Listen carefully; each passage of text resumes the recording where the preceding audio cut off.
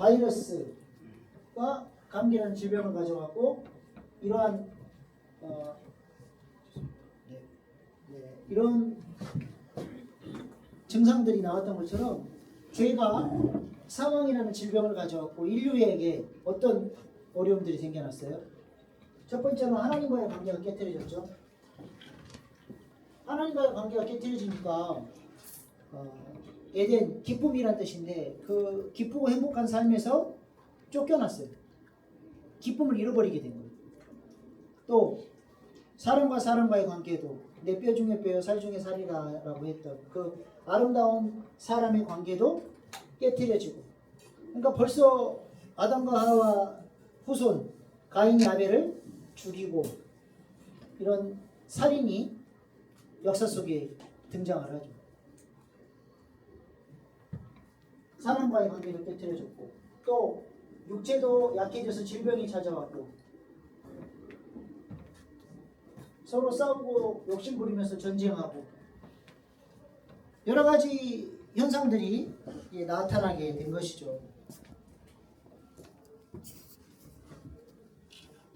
이 문제를 해결하려면 이런 것들이 해결이 안 되면 사람이 행복하게 살 수가 없어요. 해결하는 방법이 뭐예요?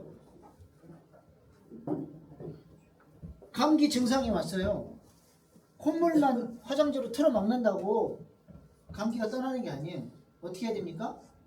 약을 먹어서 바이러스를 잡으면 감기 질병이 떠나고 현상들도 자연스럽게 떠나겠죠. 마찬가지예요. 죄라고 하는 바이러스를 잡으면 사망이라는 질병이 떠나고 이런 문제들이 우리의 삶 속에서 해결되게 되는 거예요. 그래서 이 죄 문제를 해결해 주시게 오신 분이 누구예요? 예수님이에요.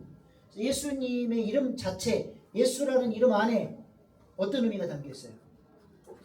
죄로부터 우리를 구원해 주실 자. 예수라는 이름 자체가 이 죄 문제를 해결하러 오셨다는 거예요. 죄 문제가 해결되면 사망이라는 질병이 떠나고 이런 현상들이 떠나가게 되는 것입니다. 그래서 성경은 예수님을 뭐라고 불러요? 예수님, 예수 그러면 딱 여러분의 머릿속에 떠오르는 단어가 있어요. 네. 그리스도는 무슨 말이죠? 기름 부음 받은 자. 예수님께서 하신 역할이고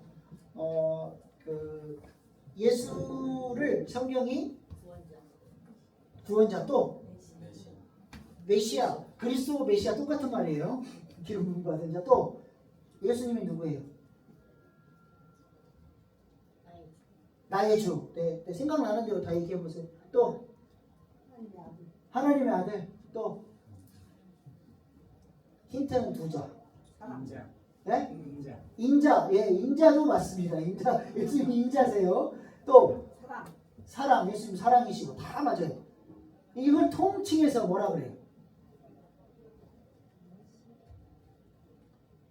복음. 여러분, 복음이 뭐예요? 성경은 복음이 곧 예수라 그래요. 복음이 곧 예수 그리스도. 왜? 이 죄에 의해서 이 죄와 사망의 문제에서 우리를 건져주시는 분이기 때문에 예수님 복음이 되십니다. 마태복음, 마가복음 무슨 말이에요? 마태가 만난 예수 그리스도에 관한 이야기. 마가복음, 마가가 만난 예수 그리스도에 관한 이야기. 사도 바울은 로마서가 자기의 복음이랬어요. 나의 복음. 로마서 16장에 나의 복음을 너에게 전했다. 내가 만난 예수 그리스도를 전했다라고. 여러분들에게는 예수님의 복음이십니까? 그게 중요해요. 나의 복음이 돼야 돼. 아멘? 네. 예전에 성기동교회에서 이 복음에 대한 얘기를 했더니 어떤 집사님이 마태가 사람인 줄 그때 처음 알았다고 그러더라고요. 마태가 만난 예수 그리스도 그랬더니 마태가 사람인 줄 처음 알았대요. 여러분에게 예수 그리스도가 복음이 되셔야 돼요. 예수님을 통해서 여러분의 삶에 어떤 문제가 해결이 되셨습니까? 예수님이 이 문제를 해결해 주러 오셨는데 이것을 심각하게 고민을 해보죠. 예수님은 죄 문제를 해결해 주러 오셨는데 예수님이 내게 복음이라고 하시는데 내 삶에 복음의 혜택이 없다. 예수님 때문에 바뀐 게 없고 예수님 때문에 기쁜 소식이 없다. 심각한 거예요. 나의 복음이 되셔야 돼요.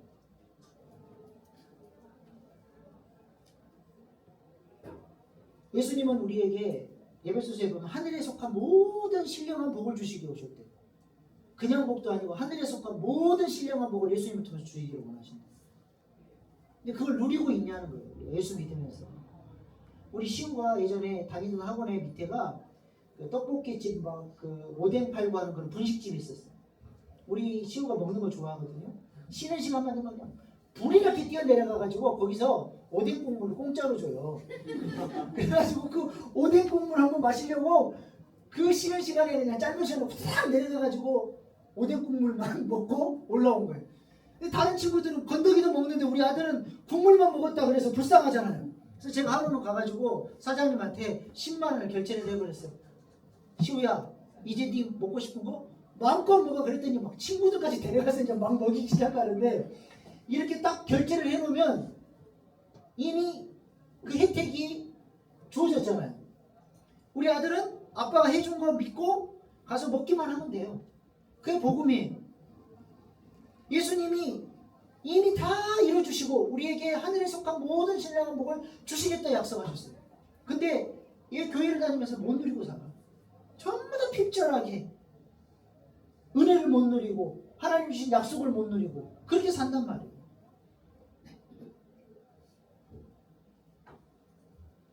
이번에 우리 알파를 통해서 우리의 삶을 좀 돌아보고 예수님이 우리의 복음으로 정말 하늘에 속한 신령한 복을 누리는 그런 알파 3기가 됐으면 좋겠습니다.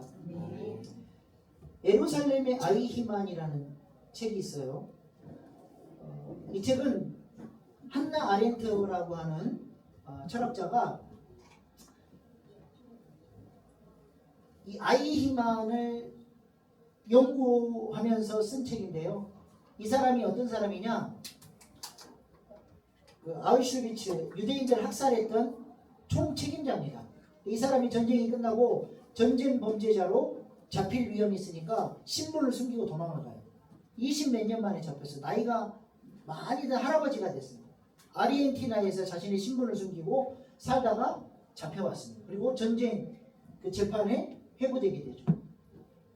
이 한나 아렌트는 수백만 명을 죽인 그 책임이 있는 이 사람이 진짜 악마같이 그렇게 못된 사람일 것이라는 상상을 가지고 재판장에 가는데 충격을 받아버려요. 첫 모습에. 너무나 힘이 없고 백발의 노인이, 너무 선해 보이는 노인이 그 자리에 앉아 있었던 거예요. 그리고 그 사람에게 그 유대인 학살에 대한 책임을 물을 때 그가 어떻게 변론했냐?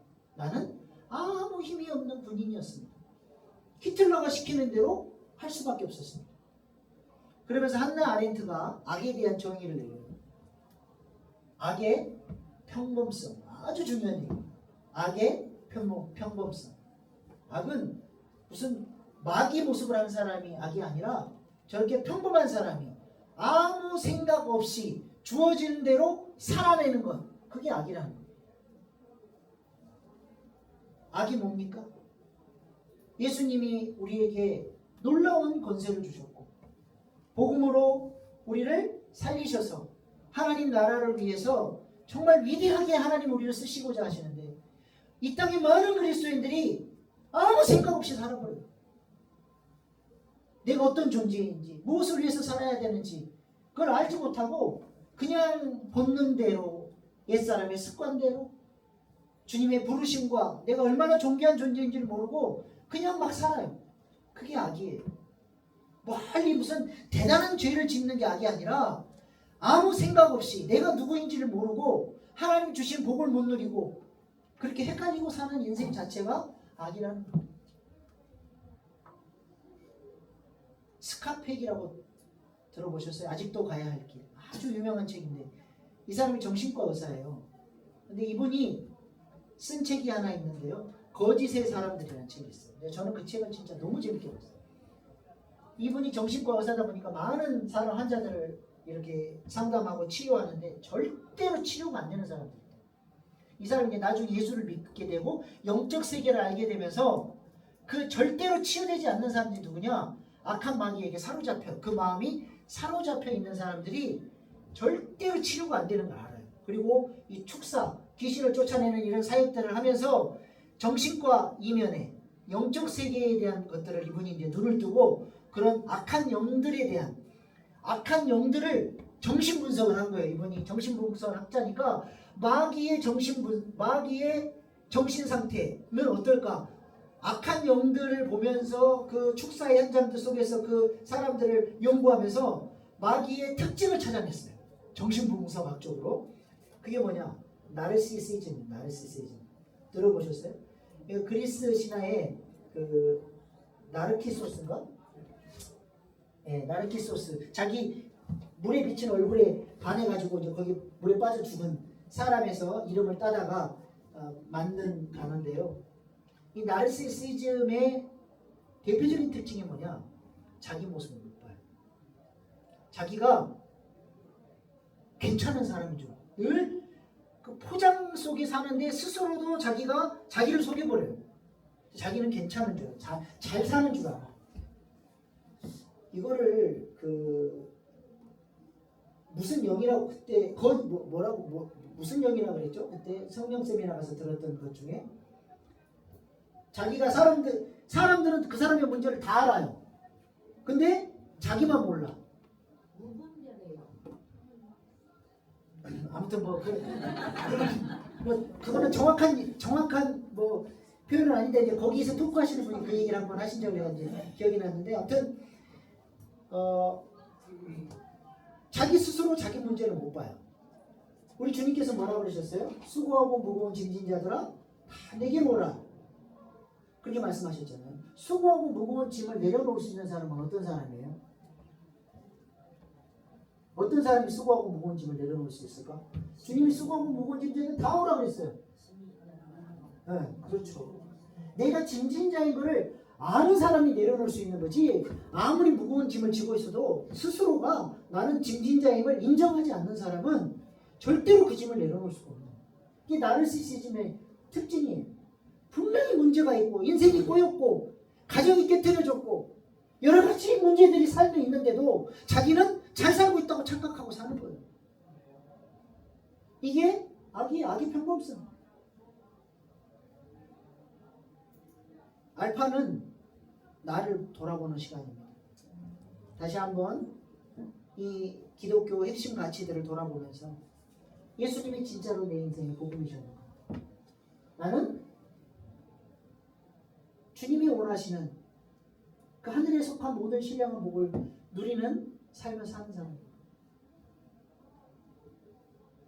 여기서도 가면 써버리면 안 됩니다. 토크 시간에 여러분들을 드러내십시오. 그리고 내가 이번 알파를 통해서 주님을 만나고 성령을 더 깊이 경험해서 하나님이 원하시는 사람으로 세워지는 그런 기회가 되어지게 하여 주십시오. 그래서 말씀의 조명을 받고 회개하고 나를 내려놨을 때 성령이 임하게 되는 거예요. 사도 베드로가 그렇게 했잖아요. 너희가 회개하고 세례를 받으라. 그리하면 성령을 선물로 받을 것이다. 이 앞에 두 단계가 없으니까 성령과는 상관없는 삶을 살아줘요. 이번 알파를 통해서 우리의 삶을 돌아보시고 하나님 앞에 진지하게 단독자로 하나님 앞에 서셔서 내 자신을 고백하고 내가 내려놔야 할 것들 내려놓고 깨트려져서 성령으로 충만케 채워져서 보다 더 나은 삶, 하나님이 우리를 그렇게 영광스럽게 쓰시길 원하시는 그 복된 삶을 살아내는 우리 알파 3기 모든 게스트들 될 수 있기를 소망합니다. 네. 토크는 이걸로 마치도록 하겠습니다. 알파는 끝나고 기도하는 거 없어요? 네, 감사합니다.